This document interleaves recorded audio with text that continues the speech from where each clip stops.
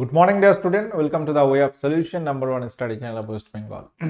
তো আমি তোমাদের ডাল্টন স্যার, তোমরা এখন পাচ্ছ জিকে ইউনিভার্স থেকে ক্লাস নাম্বার 8 অষ্টম ক্লাসে সকলকে স্বাগত জানাচ্ছি। এবং আমরা এখানে সায়েন্স ভিত্তিক প্রশ্ন যেগুলো হয় পরীক্ষায়, সায়েন্সটাকে একটু বেশি করাবো আজকের ক্লাসে।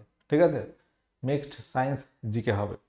প্রত্যেকে যারা কানেক্ট আছো, ক্লাস রুটিন আমাদের এটা আছে।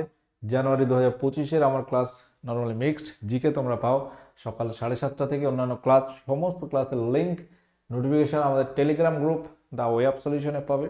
এবং পেড কোর্স আমরা করাচ্ছি TWC একাডেমি অ্যাপ, এটা প্লে স্টোরে যাও, ডাউনলোড করো, এখানে পেড কোর্স অপশনে যাও, কোর্সে যাও, কোর্সের মধ্যে সব এই ব্যাচগুলো দেখতে পাচ্ছ। ফাউন্ডেশন 4.0 ব্যাচ, এসএসসি রেলের প্র্যাকটিস ব্যাচ, রেলের ফাউন্ডেশন ব্যাচ, ক্লার্কশিপের ডেসক্রিপটিভ ব্যাচ, এনএম এর foundation batch, foundation 2.0 recorded batch, এছাড়া ওয়েস্ট বেঙ্গল পুলিশ, কলকাতা পুলিশের প্র্যাকটিস ব্যাচ।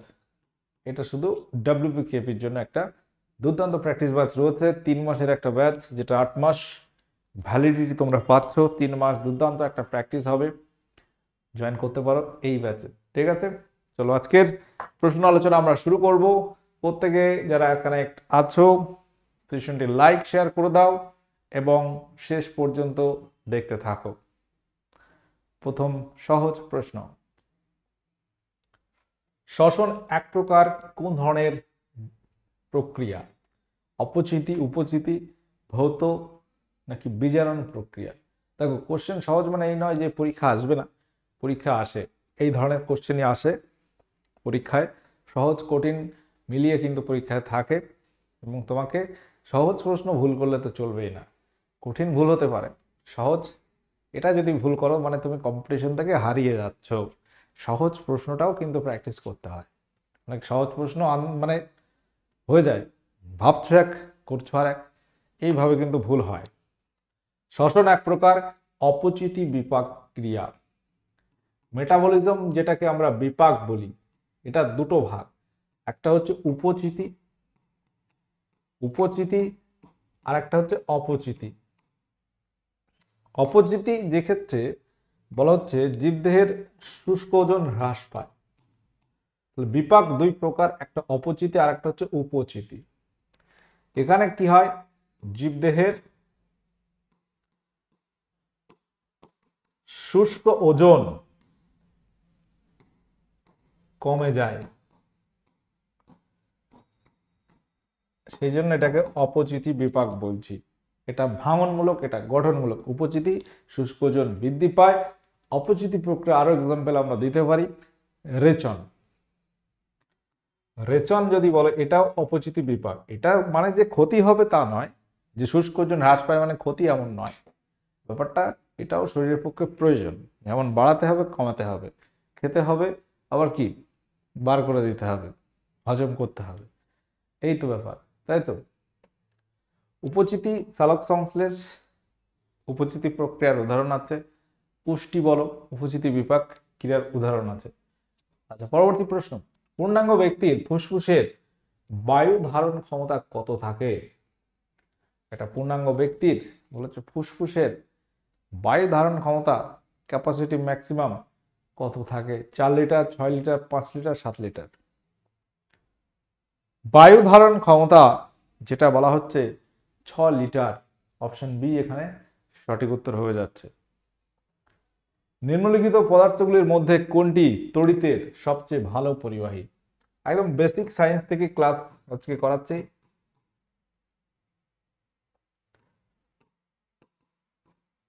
আজকে সেটের 20+ পেতেই হবে তোমাদের। সহজ কোশ্চেন আছে সবগুলো। 20+ না পেলে বুঝতে হবে তোমার সায়েন্সে একদম অবস্থা খারাপ।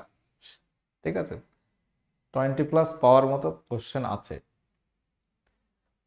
সব থেকে তড়িতের ভালো পরিবাহী হচ্ছে রূপো, যেটাকে আমরা সিলভার বলছি, এজি।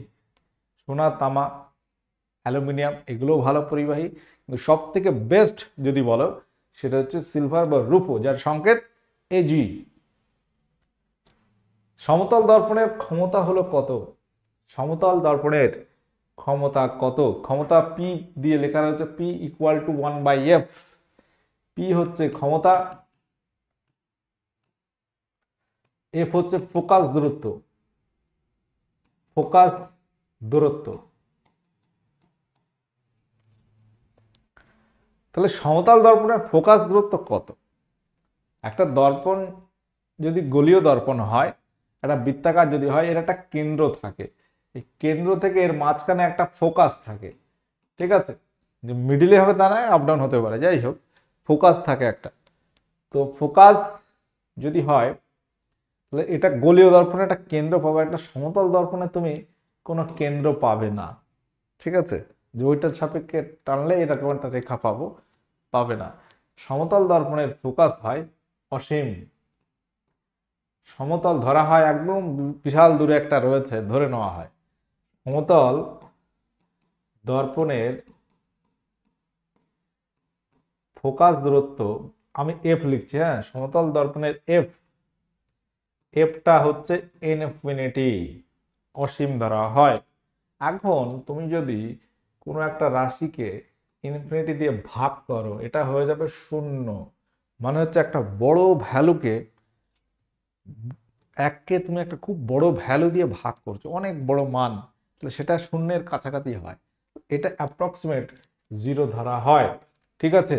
তাহলে সমতল দর্পণের ক্ষমতা হবে শূন্য, অসীম নয়, শূন্য। ক্ষমতার একক, দর্পণের ক্ষমতা বা লেন্সের ক্ষমতা, এর একক হচ্ছে ডায়াপ্টার।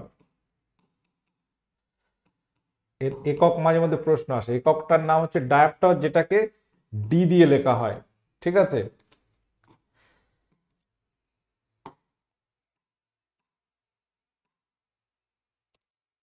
যেটা ডি দিয়ে লেখা হয়।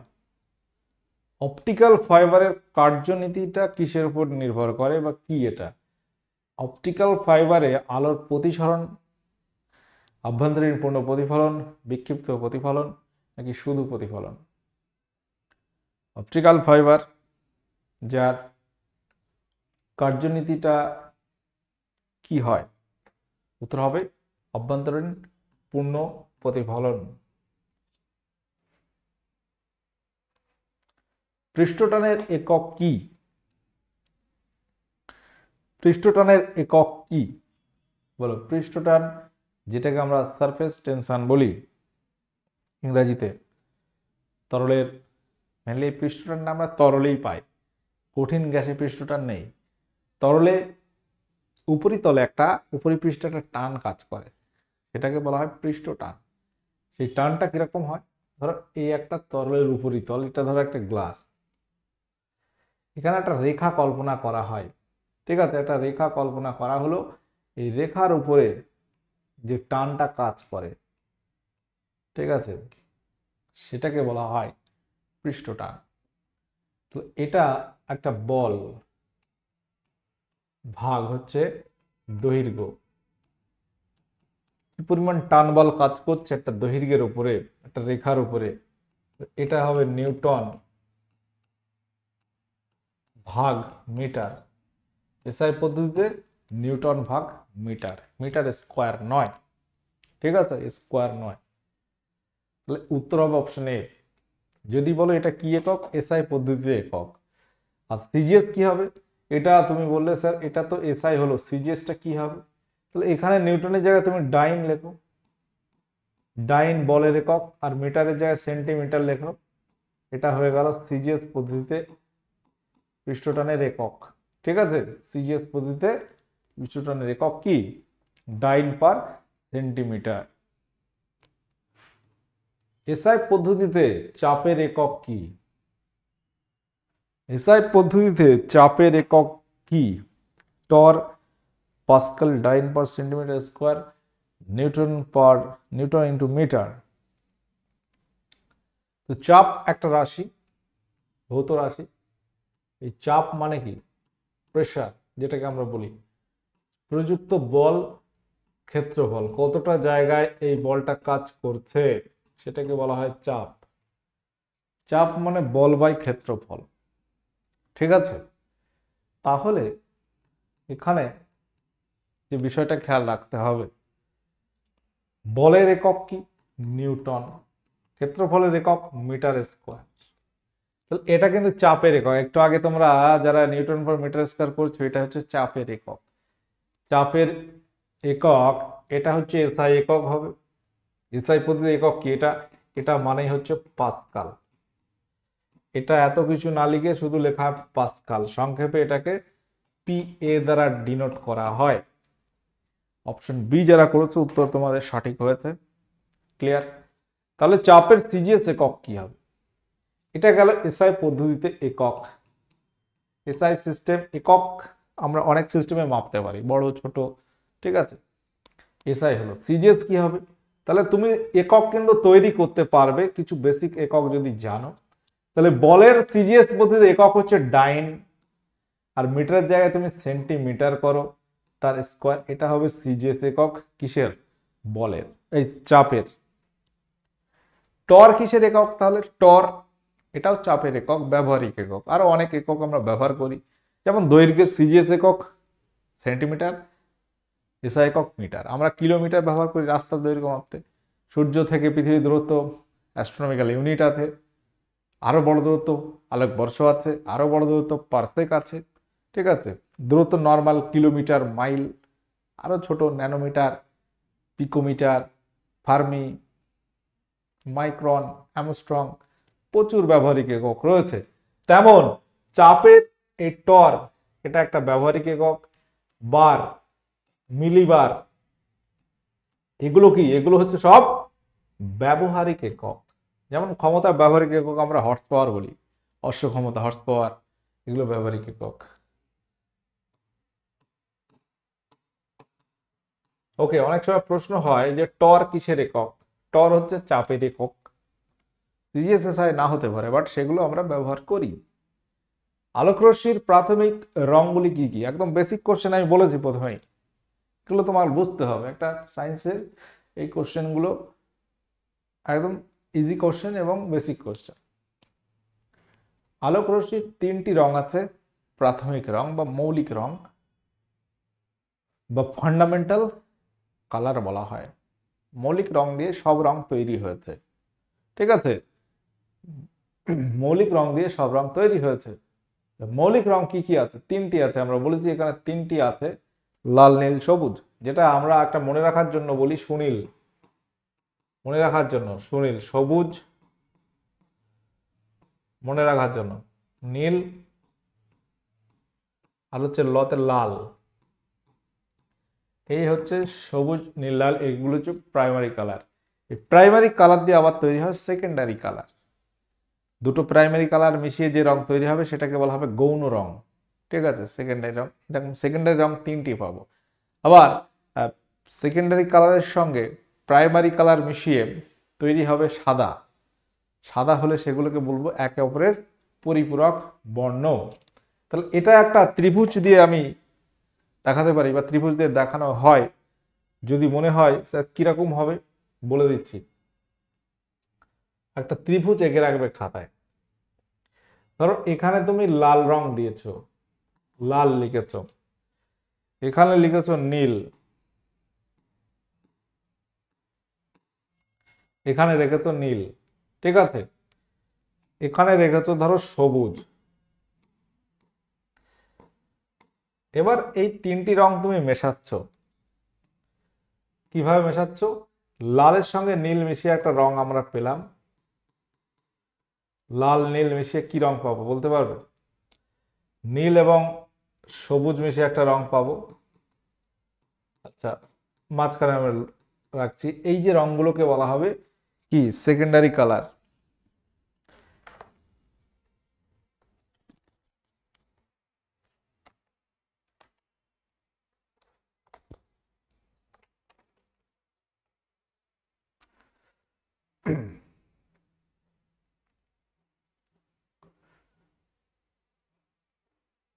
তাহলে এবার বলো যে লাল আর সবুজ এটা মেশালে আমরা কোন রং পাবো? বলা হচ্ছে লাল সবুজ মেশালে আমরা যেটা পাবো সেটা হচ্ছে হলুদ। লাল এবং সবুজ মেশালে পাচ্ছি হলুদ।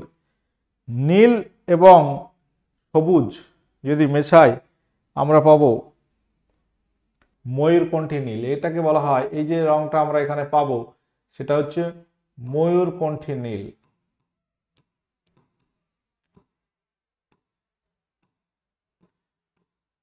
ময়ূরকণ্ঠী নীল। নীল এবং লাল মেশালে পাবো ম্যাজেন্ডা, এটা একটা বর্ণ, ম্যাজেন্ডা। ঠিক আছে, লাল নীল মেশালে ম্যাজেন্ডা, এই হচ্ছে ঘটনা। এই যে ম্যাজেন্ডা, হলুদ, ময়ূরকণ্ঠী নীল, এই যে তিনটি রং পেলাম এগুলোকে বলা হবে গৌণ রং বা সেকেন্ডারি কালার। এবার দেখো এই ম্যাজেন্ডার সঙ্গে যদি আমরা সবুজ যোগ করি, নীলের সঙ্গে যদি হলুদ যোগ করি, আর লালের সঙ্গে যদি ময়ূরকণ্ঠী নীল যোগ করি, এই জায়গায় যে বর্ণটা পাবো সেটাকে বলা হচ্ছে সাদা। সব একসঙ্গে যোগ করা না, তুমি নীলের সঙ্গে হলুদ যোগ করলে পাচ্ছ সাদা বর্ণ, তখন নীলকে বলা হবে হলুদের পরিপূরক বর্ণ, সাপ্লিমেন্টারি বা কমপ্লিমেন্টারি কালার, সাপ্লিমেন্টারি কালার।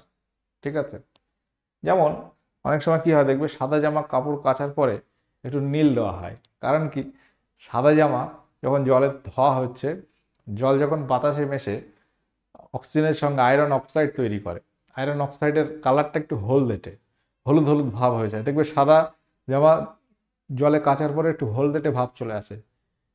ঠিক আছে, এবার সেখানে তুমি যদি একটু নীল মেশাও, দেখবে সাদা জামাটা একদম সাদা, ধবধবে সাদা মনে হয়। তাহলে কি, ওই নীল এবং হলুদের মিশ্রণে তৈরি হলো সাদা, এই জন্য নীলকে হলুদের পরিপূরক বর্ণ বলা হয়, বা হলুদকে নীলের পরিপূরক বর্ণ বলা হবে। ঠিক আছে, তাহলে এই ছকটা তুমি লিখে নেবে, কাজে আসবে। তাই কোশ্চেন সহজ হলেও আমরা যে আলোচনাগুলো করবো এটা খুব কাজে আসবে, এফেক্টিভ। তো এরকম সবুজ ম্যাজেন্ডা সাদা কি করে হবে, লাল ময়ূরকণ্ঠী নীল সাদা কিভাবে হবে, এগুলো একটা পরিমাণের ব্যাপার রয়েছে, এমন না যে পরিমাণের ব্যাপার রয়েছে। ঠিক আছে, একটা নির্দিষ্ট পরিমাণে মেশালে এটা হবে। ইন্টারন্যাশনাল ডিজাস্টার রিডাকশন ডে অর্থাৎ বিপর্যয় লঘূকরণ দিবস কবে পালিত হয়?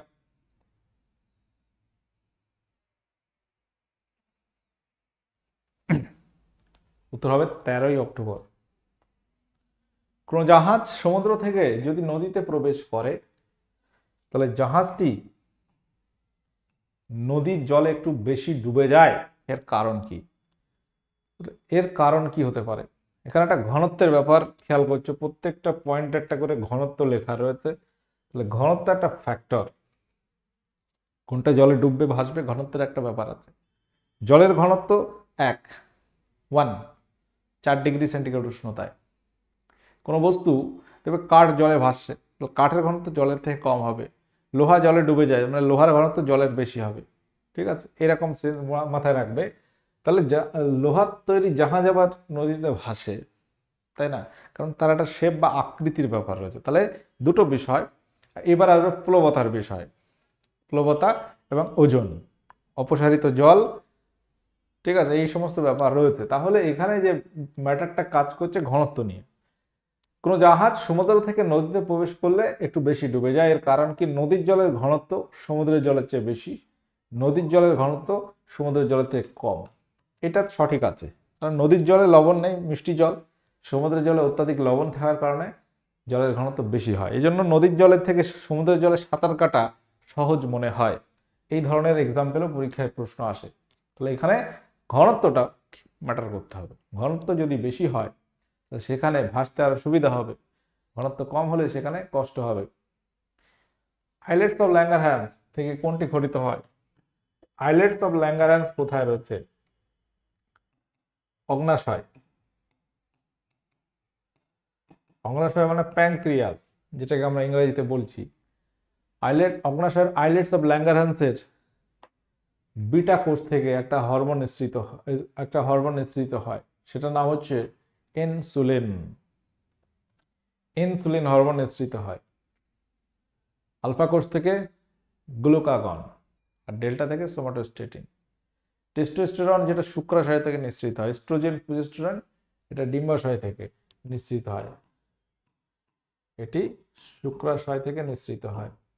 এস্ট্রোজেন প্রজেস্টেরন এটা হচ্ছে ডিম্বাশয় থেকে নিঃসৃত হয়।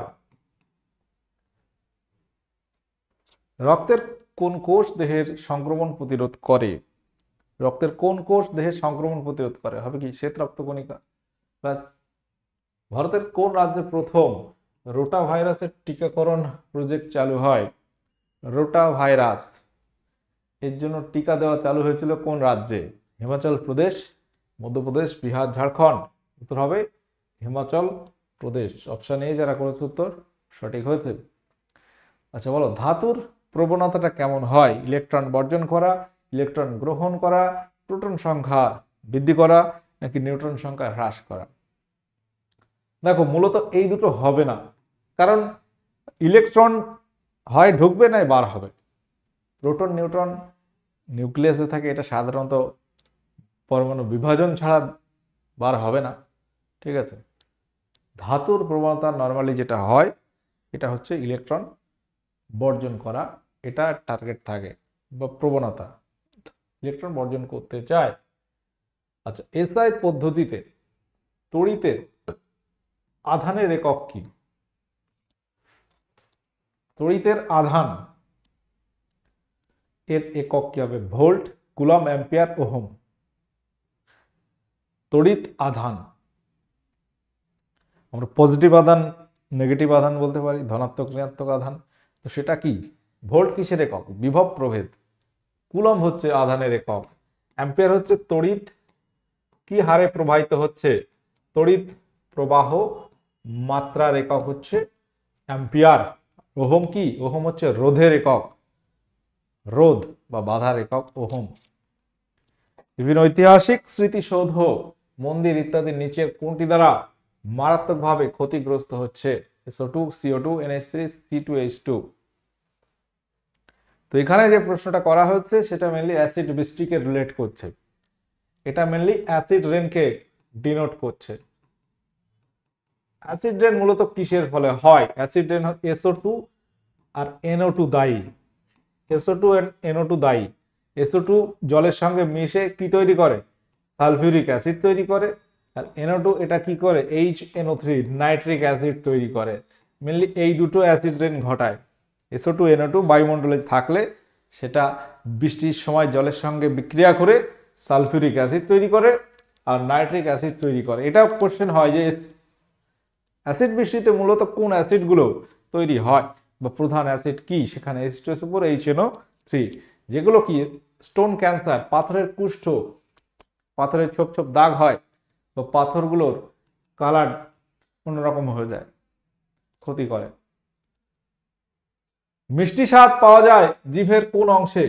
তো একদম বেসিক কোশ্চেন, এগুলো আমরা কিন্তু নতুন বছর আবার শুরু করেছি নতুন উদ্যমে, কারণ এই কোশ্চেনগুলো তোমার জানতে হবে। বেসিক জায়গাটা ক্লিয়ার করে আমরা পরবর্তী আরো গভীরে যাব। ওকে, মিষ্টি স্বাদ জিভের সামনের অংশে পায়, পিছনের অংশে কি? তেতো। জিভের দুই পাশে কি? টক, মাঝখানে কি? নোনতা। এগুলো কিন্তু তোমাদের জানা কোশ্চেন। ঠিক আছে, অগ্নি নির্বাপক হিসেবে কোনটি ব্যবহৃত হয়? অগ্নি নির্বাপক নাকি আগুন নেভাতে, মানে আগুন নেভাতে সাহায্য করে কোন gas? O2, CO2, N2, CO। সহজ প্রশ্ন, উত্তর হবে কি? কার্বন ডাই অক্সাইড হয়ে যাবে। স্বভোজী পুষ্টি সম্পূর্ণকারী উদ্ভিদ এখানে কোনটি? কোন উদ্ভিদ স্বভোজী পুষ্টি সম্পন্ন করতে পারে, অর্থাৎ নিজের খাদ্য নিজেরা তৈরি করতে পারে, অর্থাৎ কি? সালোক সংশ্লেষ করতে পারে। কিছু উদ্ভিদ আছে যারা পরভোজী, পরের উপর ডিপেন্ডেবল, তাদেরকে পরভোজী উদ্ভিদ আমরা বলি। মূলত বেশিরভাগ উদ্ভিদ স্বভোজী, নিজের খাদ্য নিজেরা তৈরি করে সালোক সংশ্লেষ প্রক্রিয়ায়। এখানে অর্কিড, স্বর্ণলতা, কলসপত্রী, মিউকর। স্বর্ণলতা এটা হচ্ছে পরজীবী, প্যারাসাইট। কলসপত্রী এটা হচ্ছে তোমার পতঙ্গভোগ উদ্ভিদ, পতঙ্গভোগ। মিউকর এটা হচ্ছে ছত্রাক, মৃতজীবী বলা হচ্ছে এটাকে, মৃতজীবী। তাহলে এখানে উদ্ভিদ অপশনে অর্কিড এটা হচ্ছে স্বভোজী একটা উদ্ভিদ। স্বভোজী, পরভোজী। পরভোজী 4 রকম ভাগ আছে। পরভোজী উদ্ভিদের আবার 4টি ভাগ আছে। কি কি? পরজীবী, প্যারাসাইট। মিথজীবী বলে একটা কথা রয়েছে, মিথজীবী একে অপরের সাহায্যে বেঁচে থাকে, লাইকেন, ঠিক আছে। মিথজীবী, মৃতজীবী, মৃত উদ্ভিদ বা জীবদেহের উপরে বসবাস করে, সেখান থেকে পুষ্টি সংগ্রহ করে। আরেক রকমের উদ্ভিদ আছে পতঙ্গ খায়, বলা হয় পতঙ্গ ভুক। তাহলে পরভোজী উদ্ভিদ আবার চারটি ভাগ: পরজীবী, মৃতজীবী, মিথজীবী এবং পতঙ্গভুক। যে দৃষ্টিতে কাছের দৃষ্টি ব্যাহত হয় সেটাকে আমরা কি বলি? কাছের দৃষ্টি, অর্থাৎ কাছে ঝাপসা দেখে, দূরে ঠিকঠাক দেখে। এক্ষেত্রে কোন, এই যে রোগটা, এটাকে আমরা কি বলি? Myopia, hypermetropia. এখানে একটু বানান ভুল রয়েছে, এই বানানটা একটু আপ ডাউন রয়েছে, যাই হোক। প্রেস বায়োপিয়া, অপশনটি কোনোটি নয়। কি হবে এখানে সঠিক উত্তর? দেখো, কাছের দৃষ্টি যদি ব্যাহত হয়, ঠিকঠাক দেখতে পাচ্ছে না কাছে, সেটাকে আমরা বলি হাইপারমেট্রোপিয়া, অপশন বি। মায়োপিয়া মানে দূরের দৃষ্টি ঝাপসা, দূরে ঝাপসা দেখে, দূরের দৃষ্টি ঝামেলা আছে, মায়োপিয়া। মায়োপিয়াতে আমরা ব্যবহার করি অবতল লেন্স, আর হাইপারট্রোমিয়া বা হাইপারমেট্রোপিয়াতে আমরা উত্তল লেন্স ব্যবহার করা হয় সংশোধনে। কি উত্তল লেন্স ব্যবহার করা হয় সংশোধনে, আর এখানে অবতল, কনকেভ, কনভেক্স, অবতল লেন্স ব্যবহার করা হয়। এখানে মাইনাস পাওয়ার ধরা হয়, এখানে প্লাস পাওয়ার ধরা হয়, ঠিক আছে। মাইনাস পাওয়ার মানে মায়োপিয়া হয়েছে, তুমি দূরের দৃষ্টি ঝাপসা দেখছো। এই মায়োপিয়ার বাংলা কথা আবার স্বল্প দৃষ্টি। এই ঝামেলাটা এখানে হয়, ঝামেলাটা হয় মায়োপিয়ার বাংলা হচ্ছে স্বল্প দৃষ্টি, মানে স্বল্প দৃষ্টি ঠিক আছে, দূরের দৃষ্টি ঝাপসা আছে। হাইপারমেট্রোপিয়া মানে দূরদৃষ্টি, দূরের দৃষ্টি ঠিক আছে, কাছের দৃষ্টি ভুল আছে। ওকে, এই হচ্ছে ব্যাপার। তাহলে এটা সংশোধন অবতল লেন্স মানে কনকেভ লেন্স ব্যবহার করা হয়। আবার অনেক সময় অবতল না দিয়ে দেবে কনকেভ, বাংলায় কনকেভ লিখে দেবে। এটা হচ্ছে কনভেক্স। কনভেক্স মানে কি? কনভেক্স মানে উত্তল লেন্স ব্যবহার করা হয়। তাহলে পাওয়ার যদি মাইনাস হয়, তুমি চশমা পড়ছো, মাইনাস পাওয়ার মানে তোমার দূরের দৃষ্টিতে ঝামেলা আছে, মায়োপিয়া হয়েছে। বুঝে গেল? ব্যাপারগুলো খুব সুন্দর করে একটু মাথায় ঢুকিয়ে নিলে ব্যাস সারা জীবন মনে থাকবে। ওকে, আচ্ছা, আমাদের বর্তমানে এই সমস্ত ব্যাচ অ্যাভেলেবেল আছে, যদি প্রয়োজন হয় অবশ্যই তোমরা নেবে। আচ্ছা, এবার একটা কোশ্চেন আছে, রড কোষ গঠনে সাহায্য করে নিম্নের কোন vitamin? Vitamin C, vitamin D, vitamin E নাকি ভিটামিন এ?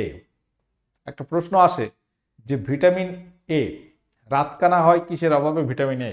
তা রাতকানা মানে কি? চোখের সমস্যা। রড কোষ কোথায় থাকে? চোখে থাকে। রড কোষ এবং কোন কোষ, দুটো ব্যাপার রয়েছে।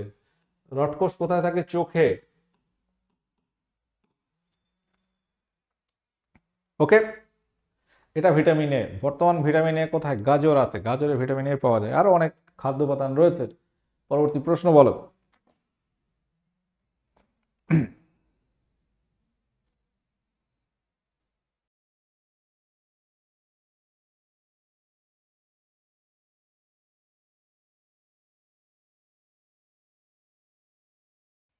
ওকে, তাহলে এখানে টিএসএইচ মানে কি? Thyroid stimulating hormone. Somatotropic hormone মানে এসটিএইচ। ACTH adrenocorticotropic hormone.